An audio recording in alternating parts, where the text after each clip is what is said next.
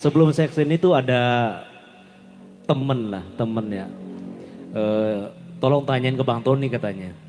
Jadi dia itu punya hutang bang. Punya hutang cuman sering digerebek sama anggota LSM, Ormas, kadang-kadang juga ada oknum polisi dan oknum TNI. Nah mereka punya surat kuasa bang. Nah itu surat kuasanya tuh legal nggak sih? Ketika ada anggota polisi punya surat kuasa untuk melakukan penagihan hutang dan oknum TNI dan juga ormas dan LSM seperti itu. Iya, oke. Jadi sebenarnya dalam KUH Perdata itu yang namanya orang memberikan kuasa kepada orang lain itu sah-sah saja, ya. Sepanjang disepakati ditugaskan untuk apa, ya. Nah, sah-sah saja sebenarnya. Misalnya Mas Rahmat memberikan kuasa ke tukang beca misalnya. Ini tukang beca bukan sih? Kok rapi banget tukang beca. Misalnya, untuk apa kan gitu? Untuk ngambil BPKB misalnya di leasing ya. Nah, untuk menagih bisa. Ke siapapun sebenarnya bisa. Hukum dalam memberikan kuasa. Nah, hanya saja kalau kepada polisi, peraturan polisi lah yang membatasi, bukan KUH Perdatanya. Polisi boleh tidak menerima kuasa. Saya belum baca ya aturan yang melarang untuk polisi menerima kuasa. Akan tetapi kalau melakukan kegiatan lain, kemudian berdampak ada yang keberatan masyarakatnya karena ini yang nagih polisi mempersoalkan, dilaporkanlah ke Propam, ya tetap saja diproses, ya. Karena kalau secara spesifik menerima kuasa itu memang saya belum pernah membaca larangannya kepada aparat baik polisi maupun tentara.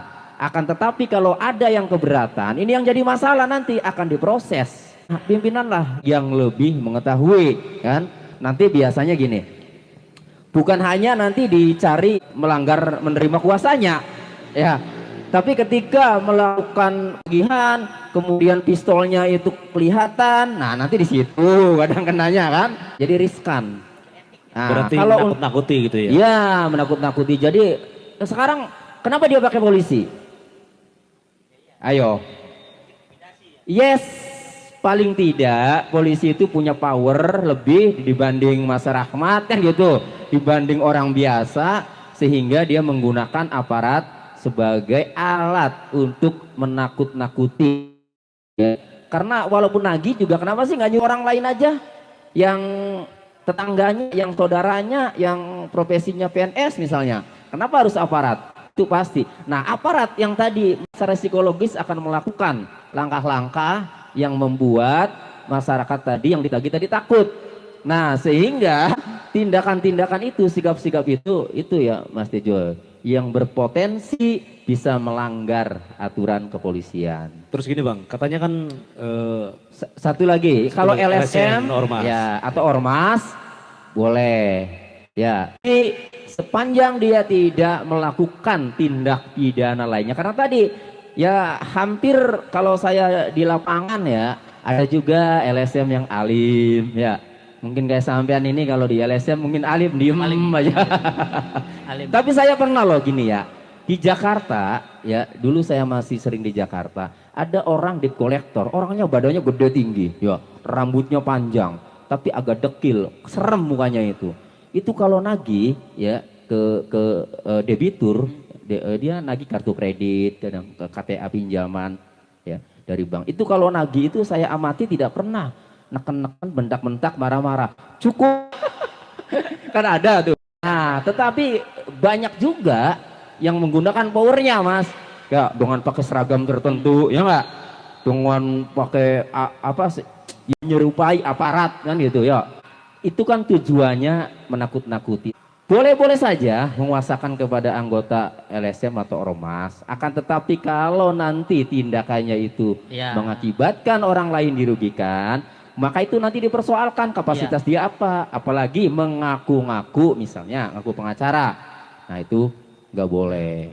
Ya soalnya Gitu. gini bang, misalnya ini kan didatangin 10 orang atau 20 orang di Iya. rumahnya. Dia merasa ketakutan Nah, dia punya hak nggak melaporkan ke Iya, persekusi RT ya. atau Iya. ke kepolisian terdekat karena merasa terintimidasi, merasa diteror gitu. Laporan ini Bang, pasal Ya. persekusi itu Bang. Ya, Iya. kan tindakannya tinggal kita lihat dulu ya. Jadi secara umum ya punya hak itu untuk melapor. Cuma untuk melaporkan kasus apa, pasal apa dilihat dulu secara spesifik yang dilakukan oleh anggota LSM atau anggota ormas yang menagih dengan cara-cara yang secara melawan hukum tadi ya. Kita lihat perbuatannya tidak nyaman ya bagi orang itu. Itu. Oke, cukup. Cukup, Mas Dono, silakan dilanjut lagi hiburan. Oke, Ini jadi tadi kita